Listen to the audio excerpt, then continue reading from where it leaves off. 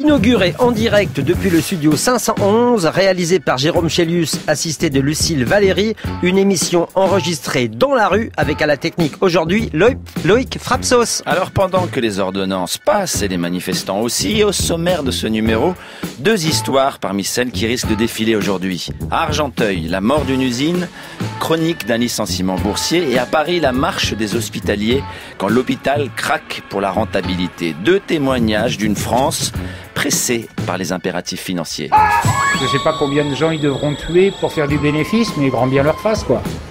C'est comme ça. On n'a plus d'effectifs, on travaille à une cadence où le personnel il est épuisé, il est fatigué. Je pense qu'on est arrivé au bout du bout. On ne vend pas des pots de yaourt, on n'est pas une industrie, on n'est pas à l'hôpital, c'est pas une marchandise. Mais je pense que non, les carottes sont cuites, la messe est dite et les jeux sont faits. C'est à moins qu'il y ait de grands mouvements populaires. Dites-moi, monsieur, c'est sérieux? Battre le pavé, battre le fer aussi quand l'encre des ordonnances est encore fraîche, mais qu'elles sont déjà publiées aujourd'hui au journal officiel et applicables dès aujourd'hui. Tout va vite, très vite, c'est une course de vitesse et tout le monde marche. Mardi, c'était l'action d'inauguration par attaque du nouveau siège de LREM, la régression en marche. Les travailleurs, c'était jeudi 21, partout en France, à l'appel des syndicats. Contre le coup d'état social, c'est aujourd'hui la marche qui vient de partir de la place de la République à 14h, à l'appel de la France insoumise pour résister à la destruction du Code du travail. Alors nous aussi, on va marcher aujourd'hui. On vous propose une randonnée dans les friches sociales qui s'annoncent. C'est pas vraiment bucolique, et quand les carottes sont cuites, c'est pas pour se souhaiter bon appétit, bien au contraire. Mais l'appétit vient en luttant et en marchant, alors allons-y, la marche c'est pour tout le monde. Et parmi ceux qui marchent, il y a aussi le personnel hospitalier. À l'initiative du syndicat Sud Santé, ils vont marcher d'un hôpital à un autre pendant 2 semaines pour dénoncer encore et toujours la casse du service public hospitalier. Car le credo depuis des années, c'est qu'il faut réformer, réformer, réformer. On a cessé de vous le dire et de vous le répéter. Et même notre président nous l'a dit en anglais. Ouais, c'est vrai, ouais. Pour ceux qui comprennent pas le français, c'était sur CNN mardi dernier. Et la PHP, justement, l'assistance publique des hôpitaux de Paris, c'est un très bel exemple de réforme à grande vitesse. Sauf que les coups de bistouri ont été tellement francs qu'en 15 ans, on a réussi à créer quelque chose qui ressemble plus à une usine à soins qu'à un lieu où l'on prend soin. Et le personnel, à qui on demande toujours de faire plus avec moins, est à bout. Car même quand le déficit est comblé, quand les objectifs financiers sont atteints et que l'hôpital fait des bénéfices, on supprime des postes et on presse encore un peu plus le citron. Alors, même s'ils ne sont définitivement pas en marche, le personnel hospitalier va marcher et nous, on va marcher avec eux. Moi justement, mon reportage a commencé en marchant aussi, pendant une manifestation contre les lois travail, en y croisant les salariés d'une usine bientôt délocalisée, Sampérite, à Argenteuil, avec 64 salariés. La chronique de la mort d'une usine, comme vous en avez déjà trop souvent entendu parler, en brève, mais qui mérite qu'on s'y arrête parce qu'elle résume comment un tissu économique et humain peut être mis à sac par un licenciement boursier. Le 30 juin dernier, les salariés ont su la sentence. La fermeture est annoncée au nom de la compétitivité. C'est la fin d'un chapitre de l'histoire ouvrière de ce coin de la banlieue. Au nom des dividendes versés aux actionnaires, qu'importe le sort de ceux qui parlent de fierté ouvrière. Alors c'est eux, nous, que nous allons écouter.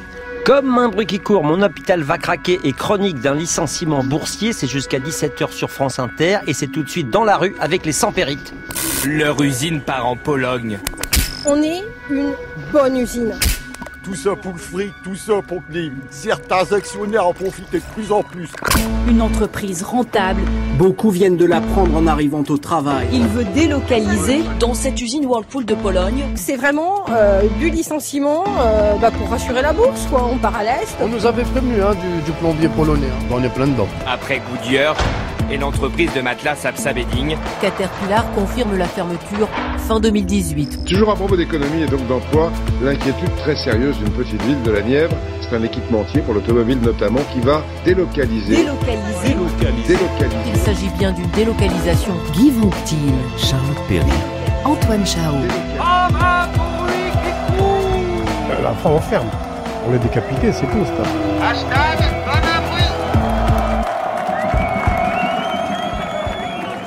vous êtes fatigués les Sampérites? Bonjour, c'est pour France Inter. Oui. On va fermer notre usine? Est-ce qu'on va se battre? J'entends les slogans. Oui.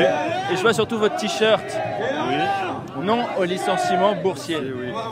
On est une usine qui s'appelle Saint-Périt sur Argenteuil, qui était essentiellement Kléber, qui faisait des bandes transporteuses pour les carrières, les mines. Donc on nous a déposé un plan pour une délocalisation en Pologne. Donc voilà, on est en combat, on veut le maintien de nos emplois. Il y a combien d'emplois qui sont concernés ? Il y a 64 emplois qui sont concernés. Et voilà. Et pourquoi ils délocalisent ? Ils délocalisent parce que c'est moins cher en Pologne. Un salaire français, c'est peut-être 3 salaires en Pologne. Et au niveau des charges patronales, peut-être, je ne pense pas que c'est les mêmes. Donc voilà. Ils veulent tout centraliser en Pologne et nous licencier carrément. Retrait de la loi Macron. On était la dernière usine de bandes transporteuses en France. On a l'habitude de dire on était le dernier, comme dans Astérix et Obélix, le dernier village gaulois. Eh ben, le dernier village gaulois, ils veulent l'avoir, moi ça ne sera pas faire. Voilà. Et là, avec ces ordonnances, un groupe peut faire des bénéfices à l'étranger et justifier les pertes en France pour vous fermer vous. Exactement. On est dans un groupe international, on a une société française qui est en France, ils vont se baser par rapport à la société française. Si la société française ne fait pas de bénéfices, ben ils se baseront sur cette société-là. Tandis qu'avant, ils se basaient sur le groupe. Et les jeux pour diminuer les commandes dans une société française, c'est vite fait. Hein. On nous muselle au niveau des commandes, en 3-4 ans, c'est fait, le jeu il est fait. Parce qu'on ne peut pas dire qu'une société, un groupe, fait des millions de bénéfices, voire des milliards, et maintenant on se licencie par rapport aux commandes. Mais on sait qu'il fait des milliards, c'est illogique, donc si ça continue comme ça, je pense que ça va péter. On va pas tout casser, mais je pense qu'à mon avis, il faudra aller à l'Elysée, je pense, les déloger, parce qu'on vote pour eux, mais on vote pas pour ça. Voilà. Vous serez encore à la manif le 23 ? Inch'Allah, comme on dit. Voilà. Merci beaucoup. Rien. Bon courage. Merci.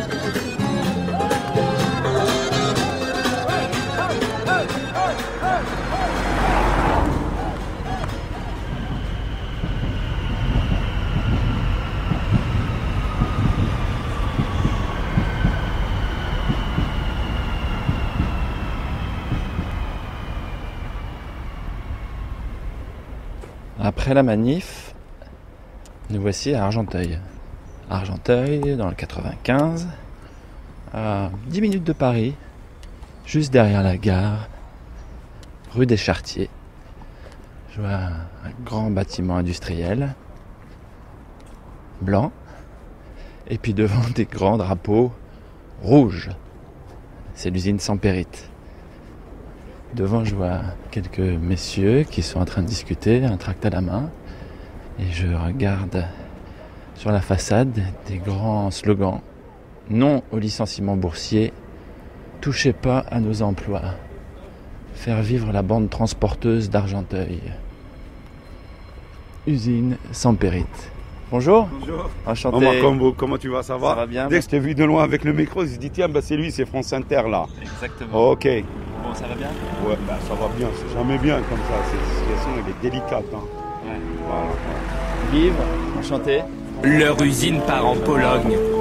En France, 1 heure de travail coûte 38 € à une entreprise, alors qu'en Pologne, c'est 5 fois moins. Des dizaines d'emplois dans l'informatique chez IBM, ou encore la production d'automobiles de Citroën ou Renault. Tous ont choisi l'Europe de l'Est. Il y a notre ami Bonjour Daniel. messieurs. Enchanté. Bah, déjà j'ai 43 ans de maison ici là. Hein. Et je suis secrétaire administratif du comité d'entreprise. Je suis à la retraite. Hein. Mais je suis aussi et surtout animateur de la section syndicale CGT. Voilà. Et vous, comment je vous présente? Monsieur Abadi Hassan, délégué syndical CGT depuis 20 ans. Moi, en fait, j'ai entendu parler de votre mobilisation lors de la manif du 12 septembre. Le 12, parce qu'on était nombreux avec les t-shirts, Saint-Périt non licenciement boursier. Et très remonté aussi. Ah oui, ouais. Je suis de ceux qui manifestent et qui protestent, comme disait Ferrat. Toujours. Là on est dans ce qui reste de zone industrielle derrière la gare d'Argenteuil. Ouais, il reste un petit bassin. Le petit bassin, il reste Saint-Périt, Otis, Givaudan qui est derrière. Ils ont déjà délocalisé une partie et Otis, apparemment, ils vont partir en 2018, ils vont déménager. Sans oublier qu'il y a un projet immobilier en face. Voilà. Donc tout ça, c'est la désindustrialisation qui continue. Exactement. Ouais. Voilà, pour te donner une idée de la dimension du groupe Saint-Périt, c'est 22 usines dans le monde, c'est 9000 salariés. D'accord? Ah, c'est pas un petit, hein. Alors nous, on fait partie de la division bande transporteuse. Et il y a 4 usines dans le monde, donc Argenteuil, la Pologne, l'Inde et la Chine. Dernièrement, ils ont acheté la Chine et puis ils nous ont bouffé tout le créneau machin et les commandes, ils les envoient là-bas. Parce qu'en Pologne, ça coûte moins cher. Ah ben forcément. Je me dis, mais monsieur, nous pour un salaire ici, on a 3 Polonais, d'accord? Et on a 8 Chinois. 8 Chinois. 300, ouais, 8 Chinois. Voilà ce que vous valez ou voilà ce que vous coûtez? Voilà ce que vous nous coûtez. Comment voulez-vous rivaliser entre les Polonais et nous? Ici, le petit salaire, c'est peut-être 1500 €. Là-bas, le gros salaire, c'est 700 €. On ne peut pas virer les gens comme ça. C'est pas possible. C'est pas des Kleenex. Vous savez, quand je suis rentré ici, ça fait 16 ans que je suis là. Quand je suis rentré ici, j'ai vu que des gars, ils avaient 25 ans d'ancienneté, 30 ans d'ancienneté. Ça se fait plus, hein. Ce qu'ils ont fait, eux, sans périte, ils ont pris tout le savoir-faire, les licences, enfin tout ça. Grâce à ça, ils ont acheté la Pologne. Encore une fois, grâce à ça, ils ont acheté la Chine, l'Inde. Et nous, pendant ça là, aucun investissement, rien. Vous allez visiter l'atelier, vous allez comprendre. On a encore, c'est germinal. Une page qui se tourne définitivement dans ce petit coin de la banlieue, juste au bord du précipice, avant le grand saut dans la précarité, avant le grand saut vers les parcours atomisés d'individus industriels, entreprises jetables. Comment s'est vécu ces voix de la fierté, du bleu, du sentiment de classe juste avant la disparition, alors que pas grand monde ne se bouge pour les aider, le Grand Paris est intéressant, l'on peut construire sur ces zones-là. Et alors que pendant ce temps-là, l'investisseur, lui, trouve et rétribue généreusement ses actionnaires.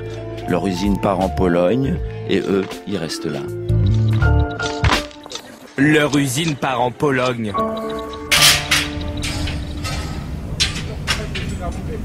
Parce que là, je suis obligé de regarder la machine. C'est du caoutchouc qui schlingue, il pue. Ça sent fort. Là, il faut qu'on recule. Ah, il y a la machine qui monte. Attention.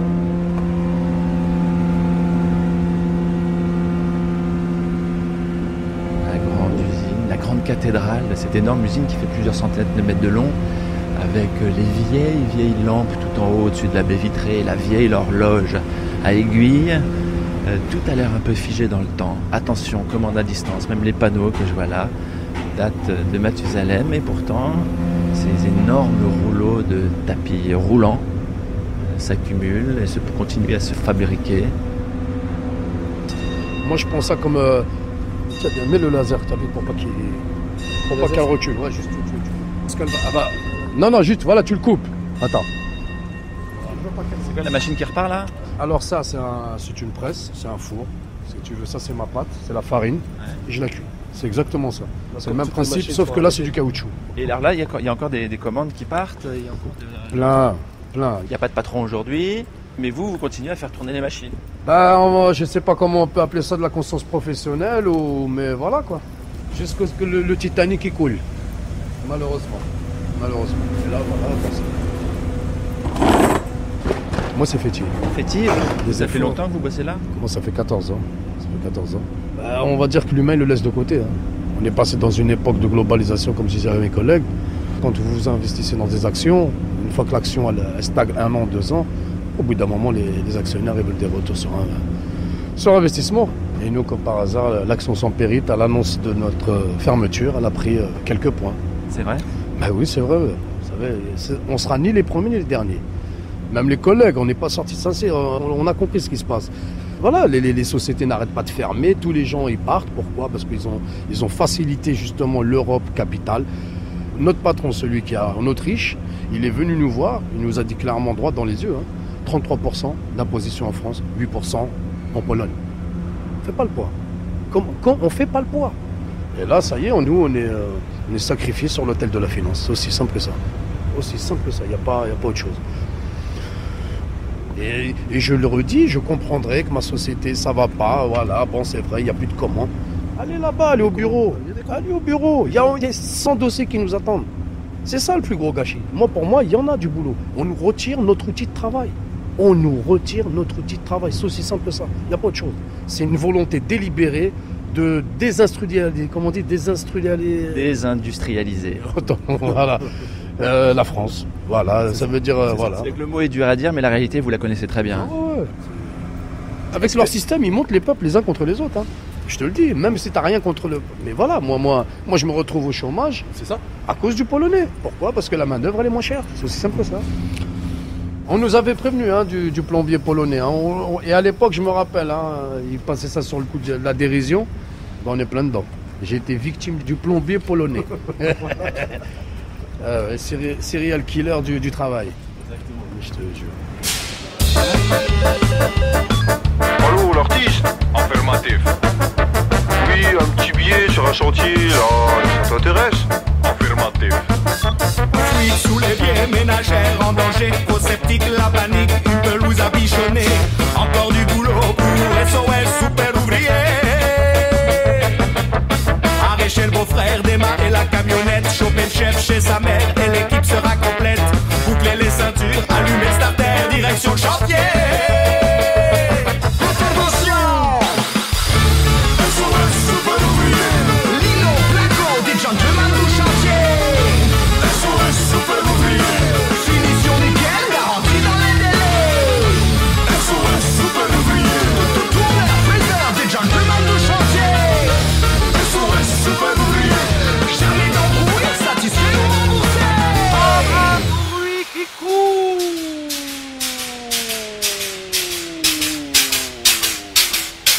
Dans les années 70, il y avait 600 personnes qui travaillaient ici. 600 personnes dans ce site-là, tu vois là, 600 personnes. On est passé à 64 personnes, divisé par 10. Les machines, c'est toujours les mêmes. C'est les mêmes qu'à l'époque. On est passé de 600 à 64 personnes. Ça, c'est ce qu'on appelle des gains de productivité. Exactement, les gains de productivité, excuse-moi pour le gain. Des ouvriers Kleenex, on a fini avec vous et on vous jette à la poubelle. C'est ça, le Kleenex, quand il est rempli, tu le jettes. On va chercher un autre. Et on va le chercher où? On va le chercher ailleurs. En Pologne ou en Chine? C'est ça, en Pologne ou en Chine, là où la main-d'œuvre est moins chère. Parce que là, ce qu'on vous a proposé pour l'instant, c'est des reclassements au sein du groupe. Oui, reclassement au sein du groupe. On a le choix entre la Pologne et la Chine. Comment on vous a proposé ça? Oui, Pologne et la Chine. Donc vous, Omar, on vous a dit, alors tu préfères quoi? Tu vas là ou tu vas dehors? Qu'est-ce que je vais faire en Pologne? Le salaire, c'est pas le même. Déjà d'une. 400 € à peu près pour un SMIC. Voilà. Plus la barrière de la langue, plus le déménagement, plus le déracinement d'ici. Qu'est-ce que je vais faire en Chine? Mais ils travaillent 6 sur 7. On vous a vraiment proposé d'aller bosser en Chine? Oui, ils sont obligés de le proposer, il est dans le PSE. Parce que s'ils ont acheté la Pologne, c'est grâce à Argenteuil. S'ils ont acheté l'Inde, c'est grâce à Argenteuil. S'ils ont ouvert une usine en Chine, c'est grâce à Argenteuil. Mais tout ce savoir-faire, il est parti d'ici. Et on prend tout ce qu'il y a à prendre pour développer ailleurs, où c'est moins cher. Et c'est le profit. C'est le profit, c'est exactement ce qui se passe de nos jours, c'est ça. Délocalisation pour avoir plus de profit. Moins de charges salariales et plus de gains. Regarde Goodyear, regarde Moulinex. On prend toutes les GMS qui sont en train de se battre aujourd'hui. Où est-ce qu'on va trouver le travail si toutes les usines ils ferment maintenant? Où est-ce qu'on va postuler? Nulle part. Et après ils disent ouais, c'est des assistés, ils ne veulent pas travailler, on est des feignants, on est des cyniques, on est des extrémistes. Ça vous a pas plu là, le coup des feignants? Non, feignant. Tu vois toi quelqu'un qui se lève à 5h du matin, c'est un feignant? C'est quoi, c'est le plaisir qu'il fait réveiller à 5h du matin? Non, c'est parce qu'il est obligé de se lever à 5h du matin. Alors quelqu'un qui se lève à 5h du matin, il finit à 22h30, il rentre chez lui, il est 23h, je n'appelle pas c'est un feignant ou un cynique, hein. C'est un homme brave, c'est de la bravoure ça. C'est des braves qui vont chercher leur femme. Tout ça. Oui, je vous dis, c'est une catastrophe. C'est une catastrophe. Je vous paye un café. Vous faites... Avec plaisir, ouais. Non mais quand même la mode des choses. Ouais. Voilà. Donc bien sûr le moral des gens, les gens parlent. Chef d'entreprise, la philosophe en action. Il était une fois les patrons. Les patrons des philosophes en action? Voyons, reprenons. Un documentaire d'Anne Kounvari. Jusqu'à la crise de 73, les patrons avaient beaucoup concédé aux salariés. Ils avaient augmenté les salaires, amélioré les conditions de travail, accepté les syndicats, sous la pression de l'État bien sûr. Nous vivons d'autres temps. Dans les entreprises, le stress règne. Les patrons vissent les salaires, exigent toujours plus, délocalisent, licencient. À nouveau, ils règnent en maître, y compris sur les États. Mais ils ont fort à faire avec une puissance nouvelle, le monde de la finance. Café? Ouais, merci, Julien. Pas de problème.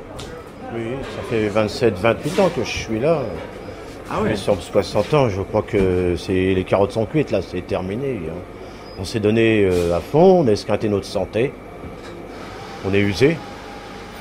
Alors qu'est-ce que vous voulez qu'on retrouve comme reclassement à notre âge? On a tout le temps travaillé dans le caoutchouc, on n'a fait que ça. Voilà, je suis parmi les anciens. Voilà. Délocalisation. Ils nettoient. Et on dégraisse, comme on dit. Les actionnaires sont toujours de plus en plus gourmands. On diminue les salaires, on casse l'art du travail, la façon de travailler, le savoir-faire. Puis ils veulent tout ubériser, ils veulent que les actionnaires vivent bien. Je ne sais pas combien de gens ils devront tuer pour faire du bénéfice, mais grand bien leur face, quoi. C'est comme ça. Mais je pense que non, les carottes sont cuites, la messe est dite et les jeux sont faits. C'est à moins qu'il y ait de grands mouvements populaires. Alors maintenant, personnellement, je pense que nos anciens de 1936, non seulement ils se retournent dans leur tombe, mais c'est un tonneau qu'ils ont à la place du cercueil, tellement ils se retournent. Le cercueil, il tourne autour. C'est un tonneau. Et le but, c'est d'arriver à tout le monde, l'Europe entière, 500 € par personne et par mois. Il faut dire merci. Alors maintenant que ces gens aient un yacht de 175 mètres à la place de 150 mètres, ben, grand bien leur face aussi. Mais enfin, il faut qu'ils sachent que pour obtenir ça, ils tuent des gens. Ils cassent des familles. Voilà. C'est ça. C'est que ce qui arrive à cette société, à cette usine ici, c'est la France en tout petit. Ça raconte. C'est un microcosme. C'est un raccourci. C'est un raccourci de ce fossé qui se creuse dans la répartition des richesses entre le travail et le capital. Voilà. Oui, mes mains. Bon, à travers le micro, on les voit pas, mais elles sont sales. Ouais. Je travaille de mes mains. Elles sont sales. Je crois que c'est pas qu'ils savent pas, c'est qu'ils veulent pas savoir. Oui. Ils s'en foutent de nous, en gros. Oui. La preuve. C'est pour être trader et de se promener en tweed, et bien sûr. Pour eux, on n'est rien. Hein. Pourquoi ces technocrates ont été décidés que les gens en bleu avaient moins de valeur que les autres? Ça suffit maintenant. Ah merde, vous avez perdu votre pièce sous la machine à café. Là, vous jouez à 4 pattes. Non, c'est son patron. Il prie. 500 pérites. Il prie son périte à 4 pattes. C'est bon, vous avez retrouvé la pièce?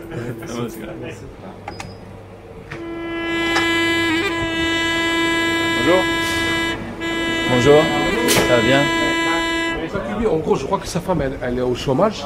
Sa femme, elle est au chômage. Jusqu'à maintenant? Ouais. Il l'annoncera à la fin. À la fin, quand il aura le chèque. Ouais. J'ai pas dit à ma femme. Ouais, je l'ai pas dit à ma femme. On est en train de fermer. Et ça fait depuis le 30 juin, ça fait déjà 2 mois et demi. On lui a parlé, Jean-Luc et moi, on lui a parlé, on lui a dit maintenant tu es ici, puis ta femme elle reçoit la lettre de licenciement. Et puis elle n'est pas au courant. Comment que ça se passe? Parce qu'on lui a dit, c'est trop lourd pour toi, faut te décharger, faut parler à la maison. C'est pas évident, hein. Garder ça pour soi pendant 2-3 mois, vivre avec ça, mais c'est lourd. Personnellement, j'en ai parlé dès le début, avant d'abord. J'en avais parlé à ma femme, mais franchement, j'ai un problème de sommeil. On dort pas. À 3h du matin, je suis debout. 2-3 fois dans la nuit, je me réveille facile. Hein. C'est notre travail. On est là. Il y en a eu, ça. Pour le moment, on est ensemble. Mais demain, on n'est plus là. Une fois qu'on sera tous... En fait, juste le week-end, quand tu le passes le week-end? Juste le week-end. Tu gamberges, c'est normal. Tu gamberges. Ah ouais, c'est normal que... En gros, tu perds ta dignité. En gros, tu perds ta dignité. Tu perds ta dignité, tu perds ta vie, au fait. Parce que quand tu travailles pas, t'es pas digne. Voilà. Tu te sens un fardeau sur la société. Toi, tu veux travailler. C'est ta sueur qui ramène ton pognon. Et t'es fier. Mais là, ta fierté, il te l'en met par terre. Voilà. Tu te sens plus exister, au fait.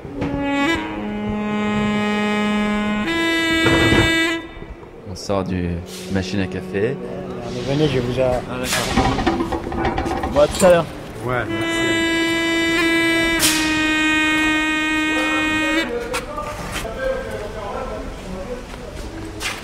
Ça, c'est des bobines de métal, c'est des câbles.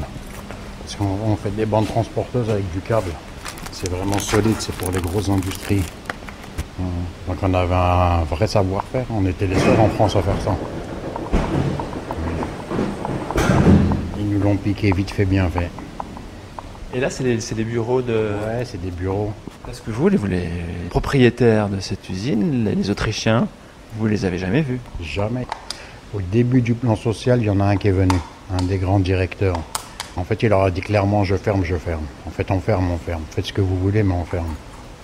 Voilà. Il n'y a pas d'autre issue possible. Mais ils viennent pas, en fait. Ils viennent jamais. Ils n'ont pas besoin de venir. Non, ils n'ont pas besoin. Les mecs, ils ont plus d'âme. Comment tu vas sacrifier des gens avec qui tu as travaillé? Je comprends pas.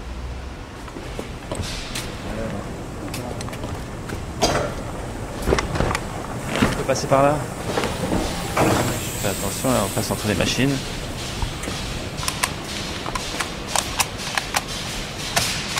Une seule machine qui tourne, un seul petit bruit qui vient ponctuer le silence dans cette grande usine.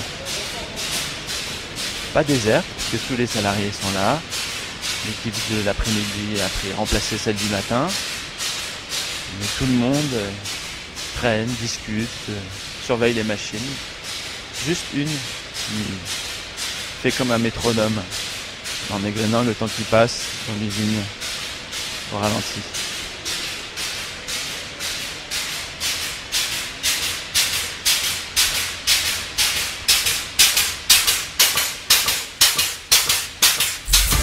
France Inter. 17-9.